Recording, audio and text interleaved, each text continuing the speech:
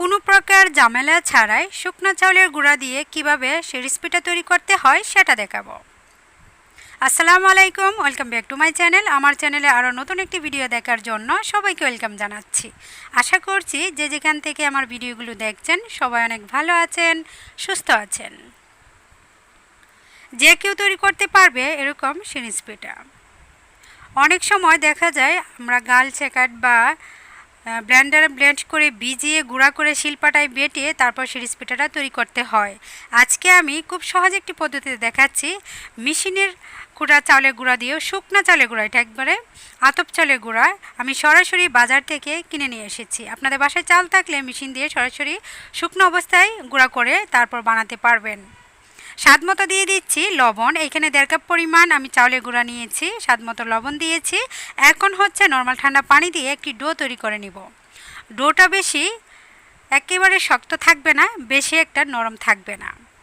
এখন 3টে ভাগে ভাগ করে নিচ্ছি। আমি 2টি কালার অ্যাড করব, red fruit colour, green fruit colour ব্যবহার করছি এখানে। আপনি চাইলে অন্য বিভিন্ন ধরনের রং অ্যাড করতে পারেন। এখানে সাদা, লাল আর হচ্ছে সবুজ কালার দিয়ে আমি পিঠাটা তৈরি করে নিব। এখন নিয়ে নিচ্ছি এরকম ছোট বড় সিরিজ।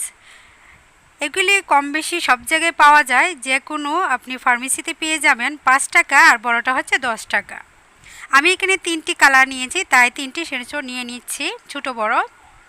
সবগুলোতে প্রথমে ভরে নিচ্ছি, তাহলে পিঠাটা বানাতে অনেক সুবিধা হবে বা কালারফুল করতে অনেক সুবিধা হবে, তাড়াতাড়ি বানানো যাবে। তাই 3টি সিরিজ দিয়ে আমি আজকে পিঠাটা তৈরি করে আপনাদেরকে দেখাচ্ছি। ছোট বড় সবাই এই পিঠাটা বানাতে পারবে, তবে প্রথমে চেষ্টা করতে হবে। দেখতে যেমন সহজ, বানাতে কিন্তু এতটা সহজ নয়। আপনাকে অবশ্যই ট্রাই করতে হবে প্রথম অবস্থায়। তারপর বানাতে বানাতে একটা পর্যায়ে খুবই ইজি মনে হয়, খুবই সহজ মনে হয়, কিন্তু শুরুটা কিন্তু সহজ হয় না। তবে ডোটা হতে হবে পারফেক্ট। আপনি ডোটা বেশি নরম করলেও পারফেক্ট পিঠা হবে না, আর বেশি শক্ত হলেও বানাতে পারবেন না বা গুঁড়াতে অনেক কষ্ট মনে হবে। তাই নরম অথবা শক্ত যেন ঠিক মতো থাকে তার পার্থক্যটা, তাহলে কিন্তু পারফেক্টভাবে পিঠাটা খুব তাড়াতাড়ি সহজ পদ্ধতিতে আপনি বানিয়ে নিতে পারবেন। আমি যে ডোটা তৈরি করেছি বেশি শক্ত না, আবার বেশি একটা নরম না, খুব সুন্দরভাবে সিরিজ দিয়ে কিন্তু বেরিয়ে যাচ্ছে। আর আমি গুল করে নিচ্ছি। উপর অংশে থাকবে গুল পাপড়িটা, আর নিচের অংশে কিন্তু থাকবে রেগ। অনেকে আছে উল্টাভাবে পিঠাগুলি তৈরি করে থাকে, বাউভাবে যদি তৈরি করা যায় পিঠাটা কিন্তু দেখতে ভালো লাগে।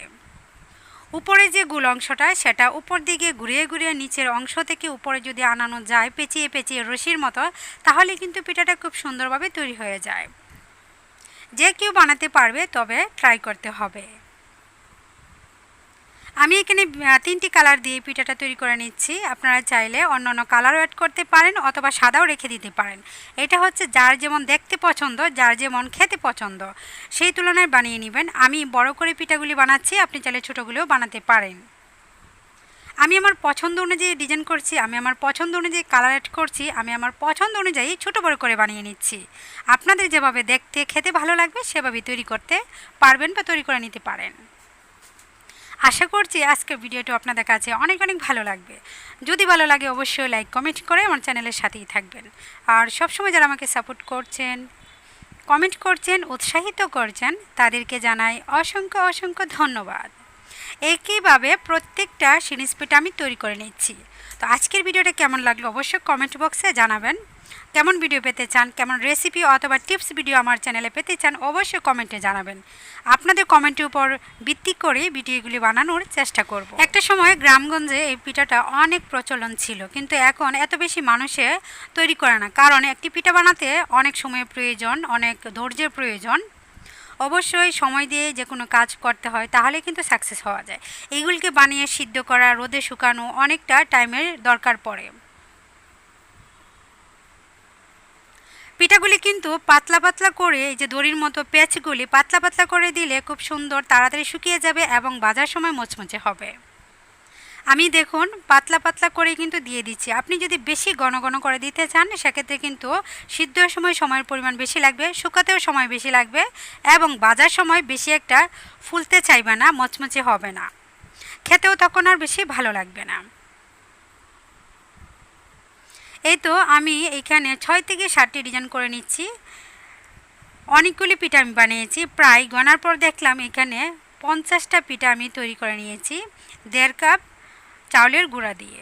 আপনি ছোটো ছোটো করে বানালে অনেকগুলি পিঠা আপনি বানিয়ে নিতে পারবেন। এখানে কিন্তু অনেকগুলি পিঠা আমি অনেক বড় করেছি। আপনি চাইলে এরকম রেক দিয়ে ডিজাইন করেও কিন্তু 3 কোণা ত্রিভুজ আকারেও পিঠা তৈরি করতে পারবেন। আমি আমার পছন্দ অনুযায়ী সবগুলি পিঠা বানিয়ে নিচ্ছি।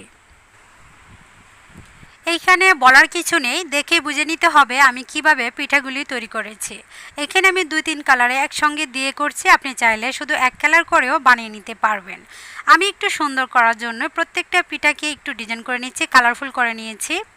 আপনাদের কাছে যদি কালার ভালো না লাগে শুধু সাদাও কিন্তু তৈরি করতে পারবেন। খুব সহজে অনেকগুলি পিঠা আমি একা হাতেই তৈরি করে নিয়েছি, প্রায় 50টা পিঠা আমি বানিয়েছি। এখন আমি এগুলিকে সিদ্ধ করব, তারপর রোদে শুকিয়ে আপনাদেরকে দেখাবো কতটা মচমচে হয়েছে। একদিনের রোদে কিন্তু এটা ভাজা যাবে না, মচমচে হবে না। তাও আমি ভেজে দেখাবো যে একদিনের রোদে কতটুক শুকায়।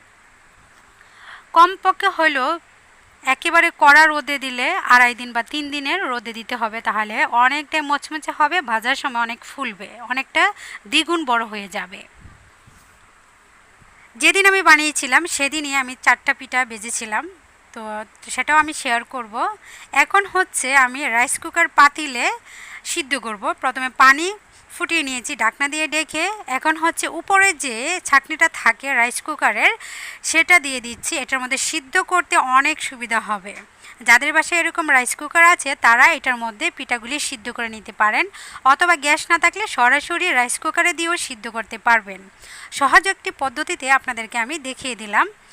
দেওয়ার পর ঢাকনা দিয়ে ঢেকে দিচ্ছি। 3টি অথবা 4টি একবারে দিয়ে আপনি সিদ্ধ করে নিতে পারবেন। আর সিদ্ধ করতে কিন্তু বেশি সময়ের প্রয়োজন নেই, 30 সেকেন্ড থেকে 40 সেকেন্ডের ভিতরেই সিদ্ধ হয়ে যাবে, যেহেতু পানিটা ফুটন্ত অবস্থায় আছে। আর পিঠাগুলি আমি খুবই পাতলা করে তৈরি করেছি। 2টি পিঠা সিদ্ধ করে আপনাদেরকে আমি দেখাচ্ছি কতটা সুন্দর এবং পারফেক্টভাবে সিদ্ধ হয়েছে, আর কালারটা কতটা সুন্দর দেখাচ্ছে। আমি বড় বড় করে পিঠাটা তৈরি করে আপনাদেরকে দেখালাম যেন সুন্দর দেখায়। আর শুকানোর সময় অবশ্যই উল্টাভাবে দিতে হবে, তাহলে খুব তাড়াতাড়ি শুকিয়ে যাবে, কারণ উপরের দিকটা অনেকটা শক্ত থাকে সিদ্ধর সময়। তো প্রত্যেকটা সিদ্ধ করে আমি হচ্ছে এভাবে রেখে দিয়েছি রোদে শুকানোর জন্য। শুকানোর পর অনেকটা মচমচে হবে। তো এটা যেদিন আমি বানিয়েছিলাম সকালে আর বিকালে এটা আমি ভিডিওতে দেখাচ্ছি। তো কয়েকটা বেজে আমি দেখাবো, আমার ছেলের আবদারের জন্য কয়েকটা ভাজার জন্য নিলাম, কিন্তু একদিনের রোদে কিন্তু শুকায় না, তখন ভাজলে কিন্তু অনেকটা মচমচে হয় না বা দ্বিগুণ হয় না, অনেকটাই শক্ত আছে, কাঁচা অবস্থায় আছে। তারপরেও বেজে আপনাদেরকে আমি দেখাচ্ছি। অবশ্যই 2 থেকে 2.5 দিন ভালোভাবে রোদে দিতে হবে, তাহলে মচমচে হবে এবং দ্বিগুণ ফুলে যাবে তেলে দেওয়ার সাথে সাথে। চিপস পিঠা যেরকম ফুলে ডবল হয়, এই পিঠাটাও কিন্তু ফুলে ডবল হয়ে যাবে। দেখতে কতটা সুন্দর দেখাচ্ছে আপনারা দেখলে কিন্তু বুঝতে পারবেন। তো সকালে বানিয়ে বিকালে আমি ভেজে নিচ্ছি। আমি 4টি পিঠা ভেজেছি, তো ভালোভাবে শুকায় নাই, শুকানোর জন্য যেখানে পর্যাপ্ত পরিমাণ রোদ আছে সেখানে আমি দিয়ে দিচ্ছি। সেই সাথে আমি অন্যান্য পিঠাগুলো বানিয়েছিলাম সেইগুলো একসাথে রোদ্রে দিয়ে দিয়েছি। সারাদিনের জন্য এখানে রোদ্রে থাকলে অনেকটা মচমচে হয়ে যাবে।